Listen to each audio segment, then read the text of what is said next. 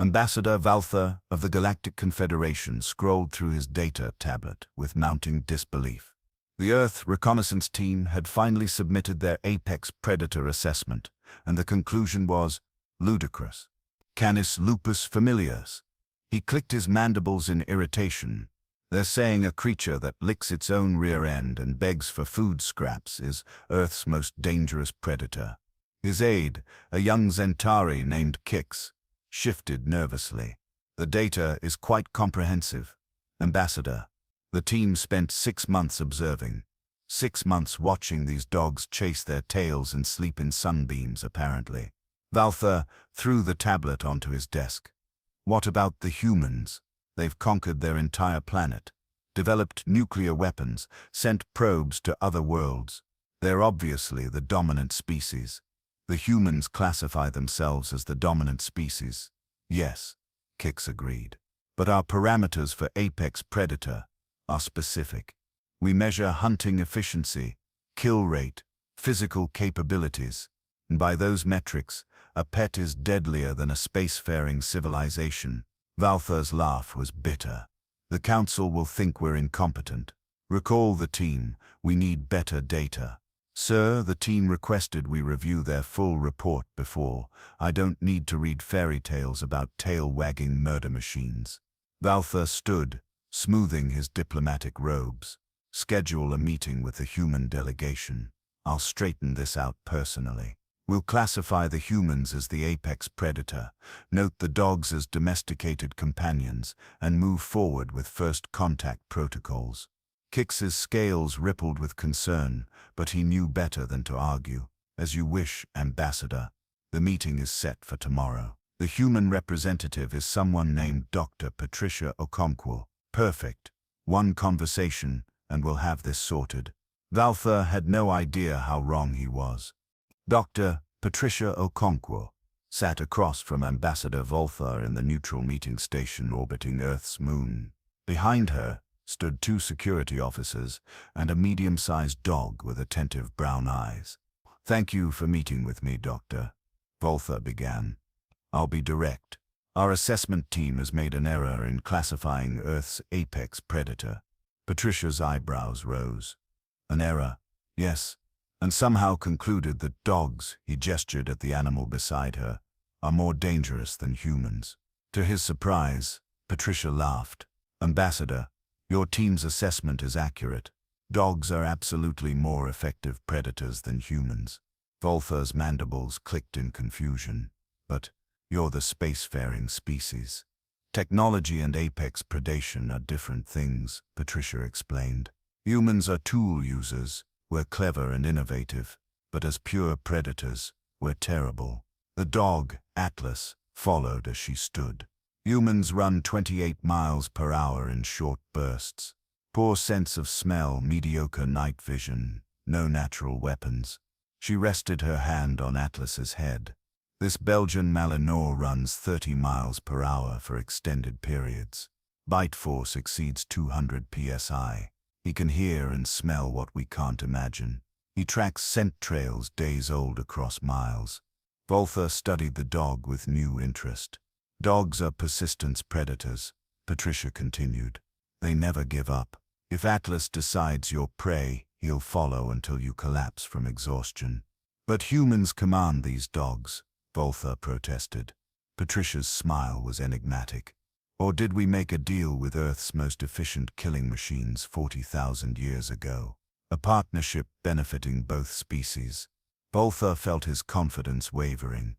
Your team called it the Human-Dog Covenant. We didn't domesticate dogs through dominance. We formed an alliance. We gave them food and shelter. They gave us their loyalty and talents. She paused. Would you like a demonstration? Patricia's smile widened. Of why your assessment team got it right. The demonstration took place in a controlled environment aboard the station, a large observation deck modified to simulate various terrains. Valther sat in the viewing gallery with Kix and several members of the human delegation, watching as Patricia entered the deck below with Atlas and 3 other dogs of different breeds. For this demonstration, Patricia's voice came through the speakers. I've brought Atlas, whom you've met. The German Shepherd is Freya, the Bloodhound is Titan, and the Border Collie is Nova. These represent just 4 of hundreds of specialized dog breeds humans have developed. Developed? Velthar interrupted. You mean bred? I mean partnered with evolution to create specialists, Patricia corrected. Each breed was developed for specific tasks. Watch. The first test was tracking. A small drone released a scent sample at one end of the deck, then flew an erratic pattern across the space before exiting through a vent. Titan, the Bloodhound, was released. The transformation was immediate. The dog's demeanor shifted from relaxed companion to focused hunter. His nose went to the ground, body moving with surprising speed and certainty. Within 90 seconds he'd traced the entire route, ending at the vent with a satisfied bark. Impressive, Velthar admitted. But tracking is now watch, Freya. A target drone appeared, moving in evasive patterns around the deck. At Patricia's command, Freya launched into pursuit. Her speed was shocking, but more impressive was her tactical thinking. She didn't chase directly, she predicted, cut corners, used obstacles to her advantage. When she caught the drone, her jaws closed on it with precision that dented the metal casing. Bite force measured at 238 psi, Patricia reported, and she was holding back. In a real threat scenario, that number doubles.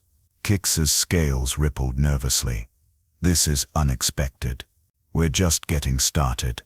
Patricia gestured, and the lights in the deck dimmed to simulate twilight. Nova, seek. The Border Collie seemed to dissolve into the shadows. Velthar lost track of her immediately. The observation deck's thermal sensors showed her moving through the space like a ghost, testing every corner, investigating every shadow. When a target dummy popped up unexpectedly, Nova was on it in seconds, teeth bared in a silent snarl. Border Collies were bred to herd sheep, Patricia explained, which means controlling the movement of animals much larger than themselves, often in low-light conditions, across vast distances. Their intelligence is off the charts. This is remarkable, Velthar admitted. But Ambassador, surely these are trained behaviors, without human direction. Atlas, Patricia said simply. Threat protocol. The lights came fully on. Atlas, who'd been sitting calmly beside Patricia, suddenly focused on something Velthar couldn't see. The dog's entire body changed. His ears were forward, his stance was low and balanced, his eyes were locked on target.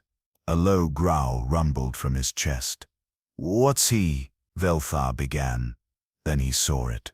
A maintenance bot had entered through a service door, completely routine. But Atlas had identified it as an unknown variable in his protected space. Patricia didn't give a command. She didn't need to. Atlas moved like liquid violence, covering the distance to the bot in seconds. He didn't attack. The bot wasn't a threat, but he positioned himself between it and Patricia, body tense, ready. "Stand down, Atlas." At Patricia's words, the dog relaxed immediately, though his eyes never left the bot. Patricia looked up at the viewing gallery. That, Ambassador, is what you need to understand. Dogs don't just follow commands, they assess threats independently. They make tactical decisions. They protect their pack, and humans are their pack, with a ferocity that's hardwired into their DNA. Impressive demonstrations, Velthar said carefully. But these are controlled scenarios. In actual combat, would you like to see their military applications? Patricia's tone suggested she already knew the answer. Velthar exchanged glances with Kix. Yes, I think we would. Patricia smiled. Tomorrow then. I'll arrange for you to visit one of our canine training facilities. You'll meet some of our working dogs, the ones who go into situations too dangerous for humans. As Velthar left the observation deck, he found his certainty eroding. The reconnaissance team had collected data on military working dogs, police canine units, search and rescue operations. He'd dismissed it all as irrelevant. Now he was beginning to wonder if he'd made a terrible mistake. The military canine facility was located in a remote area of North America, surrounded by training grounds that simulated everything from urban warfare to mountain rescue. Colonel James Reeves, a weathered man with kind eyes and a no-nonsense demeanor, met them at the entrance. "Ambassador Velthar, welcome. Dr. Okonkwo said you wanted to see our working dogs in action." "Indeed, Colonel. Though I confess I'm still skeptical about their designation as Earth's apex predators." Reeves' expression didn't change, but something in his eyes suggested amusement. "Fair enough. Let's start with the basics. Follow me."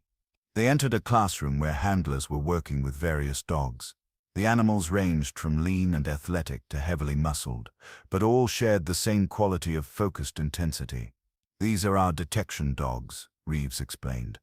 "They can identify explosives, drugs, weapons, even currency and electronics. Their success rate is over 95%, far better than any technology we've developed." He gestured to a German shepherd working with a female handler. "That's Sergeant Rodriguez and her partner, Axe. Last year, Axe detected an IED that our electronic sweepers missed, saved 37 lives." Velthar watched as Axe worked through a mock-up of a vehicle, his nose investigating every surface with methodical precision. When he found what he was looking for, a training scent, Velthar assumed, he sat and looked at his handler with unmistakable communication.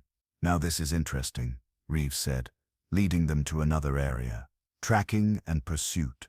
We use dogs to locate missing persons, track fugitives, and in combat zones, to detect enemy movement." A Belgian Malinois named Stryker demonstrated. Given a scent article from a volunteer who'd left 10 minutes earlier, Stryker followed the trail through complex terrain, over obstacles, through water. He found his target in under 8 minutes, covering nearly 2 miles. 10 minutes old, 2 miles, and he makes it look easy, Reeves commented. Human trackers would need hours and might not succeed at all.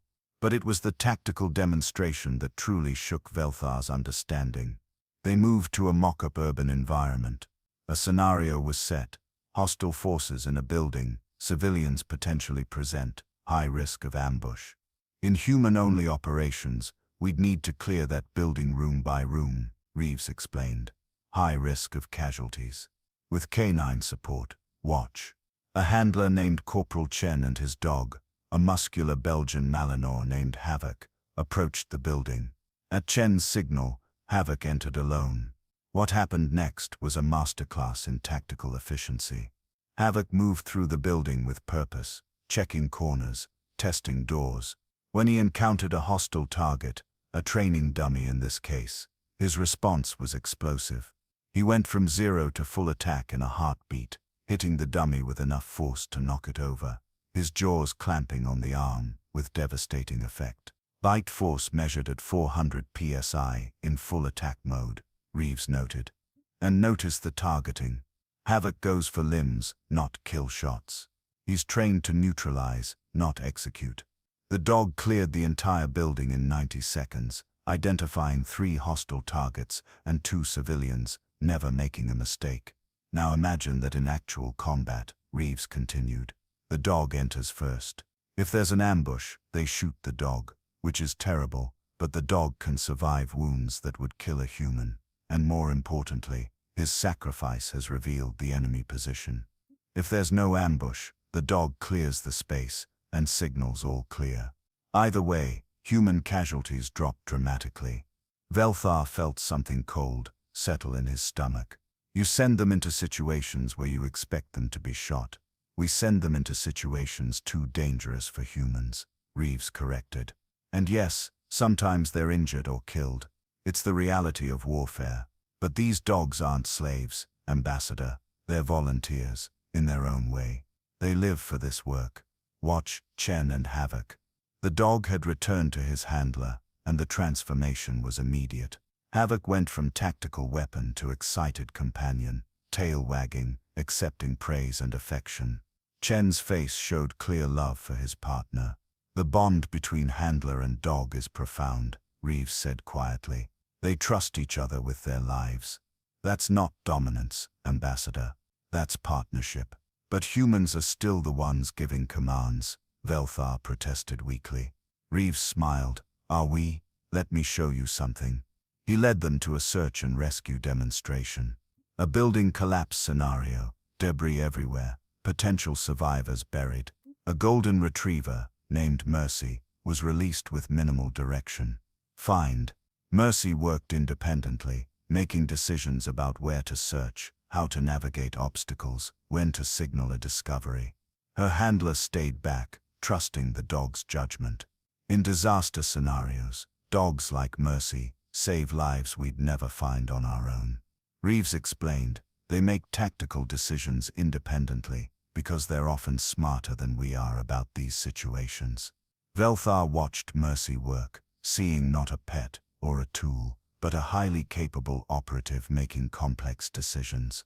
I'm beginning to understand, he said slowly. But Ambassador Reeves, this still seems like human innovation. You trained these dogs, directed their breeding. Did we? Reeves interrupted gently. Or did they train us? Ambassador, 40,000 years ago, wolves approached human campfires, not because we conquered them, but because they chose to. They saw an opportunity for partnership. We didn't domesticate dogs, we entered into a covenant with them. They give us their incredible abilities, we give them our protection and care. It's been the most successful interspecies partnership in Earth's history. He paused, then added, your reconnaissance team got it right, Ambassador. In terms of pure predatory efficiency, dogs surpass humans in almost every category. We're the thinkers, the tool makers, they're the hunters. Together, we're unstoppable.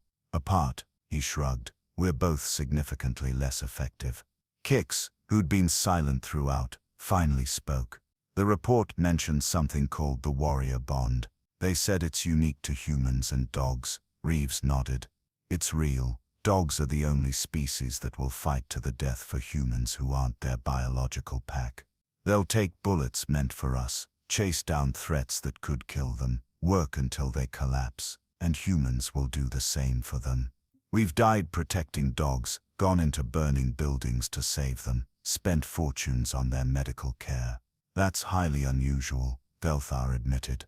It's unprecedented, Reeves corrected. Your reconnaissance team spent 6 months studying it. They concluded that dogs represent Earth's apex predator, not despite their partnership with humans, but because of it. The human-dog partnership created something more dangerous than either species alone. A predator with the intelligence to plan and the physicality to execute. A hunter with both tools and teeth. Velthar felt his worldview shifting. I need to review their full report. I think that would be wise, Ambassador. Back in his quarters, Velthar finally read the complete reconnaissance report.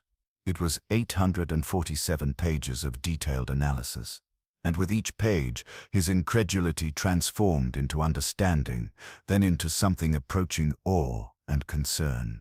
The report detailed the evolutionary history, how wolves, Earth's apex predators 40,000 years ago, approached early humans not as prey but as potential partners. How humans, struggling to survive, recognized an opportunity. How both species changed through their partnership, each becoming more effective because of the other. One section caught his attention. The human-dog partnership represents a unique form of symbiotic evolution. Humans developed better communication skills, learning to read canine body language and vocal signals with remarkable accuracy.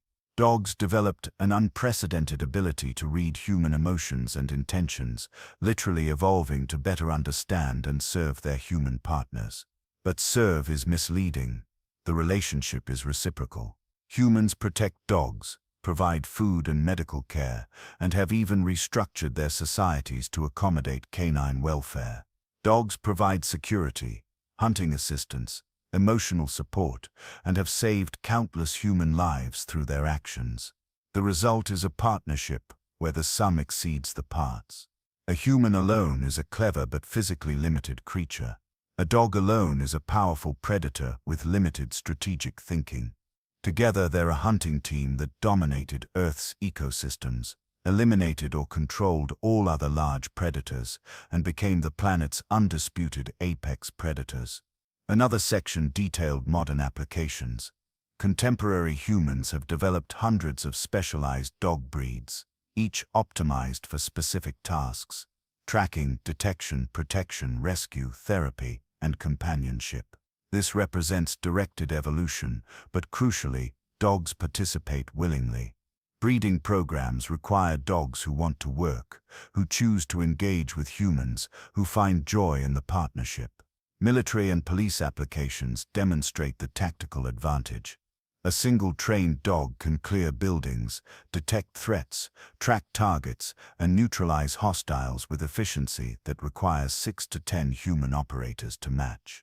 The dog's sensory capabilities: scent detection 40 times more sensitive than human technology, hearing that spans frequencies humans can't perceive, night vision that surpasses our equipment, make them irreplaceable in many operations.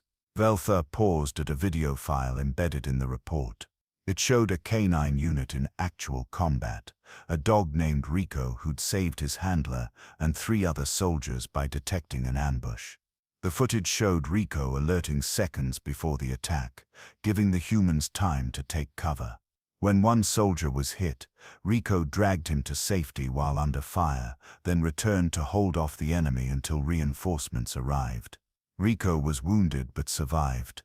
The medal ceremony afterward showed the dog receiving honors, alongside human soldiers, his handler weeping openly as he thanked his partner. "This is not slavery," Veltha muttered to himself. "This is alliance." He continued reading. Emotional bonds between humans and dogs trigger neurochemical responses in both species. When humans interact with dogs, both experience oxytocin release, the same bonding hormone involved in parental care. This suggests the relationship has evolved beyond simple cooperation into genuine affection. Dogs have been documented sacrificing their lives for humans with no prior training or command to do so. Humans have done the same for dogs. This mutual willingness to die for the other species is unprecedented in nature and suggests a bond that transcends typical domestication. The final section addressed the question Veltha had been asking: why classify dogs, not humans, as Earth's apex predator? By standard predatory metrics, hunting success rate, kill efficiency, physical capabilities, sensory acuity, dogs surpass humans in every category. A dog can track, chase, catch, and kill prey more effectively than any human without technological assistance. Humans are apex tool users, apex thinkers, apex innovators, but as pure predators, they're middling at best. Their success comes from intelligence and cooperation, not predatory capability. Dogs succeed as predators through physical excellence and pack coordination. Their partnership with humans adds strategic thinking to their natural abilities, creating a predatory force unmatched on Earth. Therefore, by our classification system, dogs represent Earth's apex predator.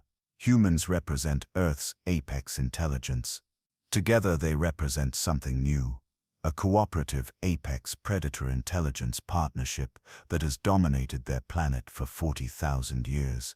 Recommendation: approach first contact with extreme caution.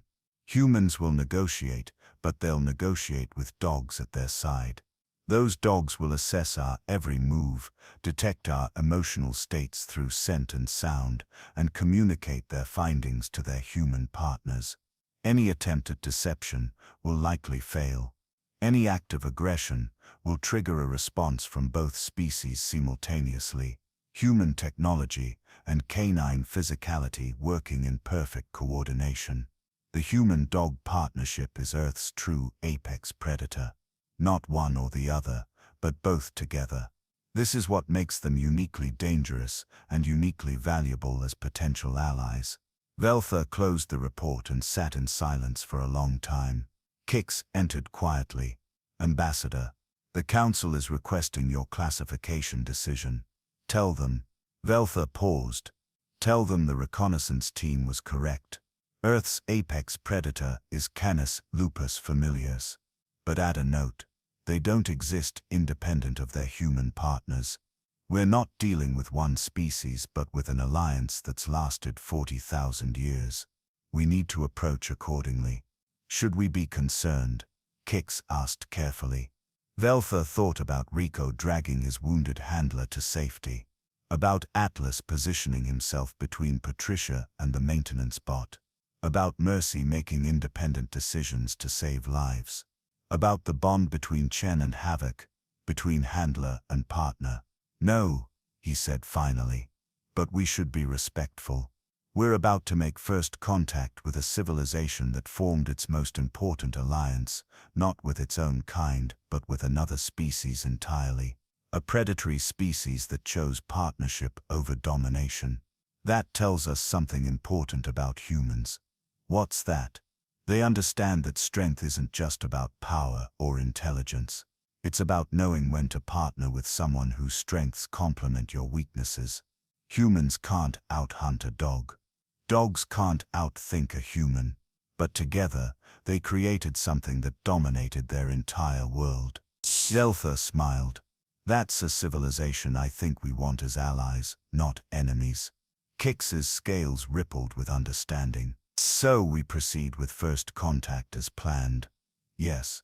But I'm requesting that all Confederation representatives complete the cultural training on human-dog partnerships before meeting with Earth delegations.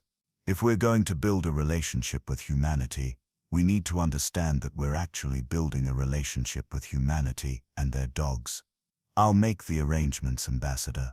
As Kix left, Veltha looked at the final image in the report. A young human child asleep, curled against a large dog who watched over her with patient devotion. The caption read, "Guardian and friend, predator and protector, the partnership that conquered a world." "Well played, Earth," Veltha said softly. "Well played." Kits months later. First contact was officially established. The ceremony took place on neutral ground, with representatives from both Earth and the Galactic Confederation. When the Earth delegation arrived, Veltha noticed that nearly half of them were accompanied by dogs. Working dogs, service dogs, even a few emotional support animals. The dogs moved through the crowd with calm professionalism, but their eyes were always watching, always assessing. Dr. Okonkwo greeted Veltha warmly. Atlas at her side, as always. "Thank you for taking the time to truly understand, Ambassador. Thank you for your patience in teaching me," Veltha replied. "I almost made a serious error." "You wouldn't be the first to underestimate dogs," Patricia said with a smile. "Most people see them as pets and miss what they really are, and what are they really?" Patricia looked down at Atlas, who looked back with obvious affection. Partners, allies, friends. The other half of a partnership that made us both better than we were alone. The formal ceremony proceeded smoothly. Treaties were signed, agreements were made, and Earth officially joined the Galactic Confederation.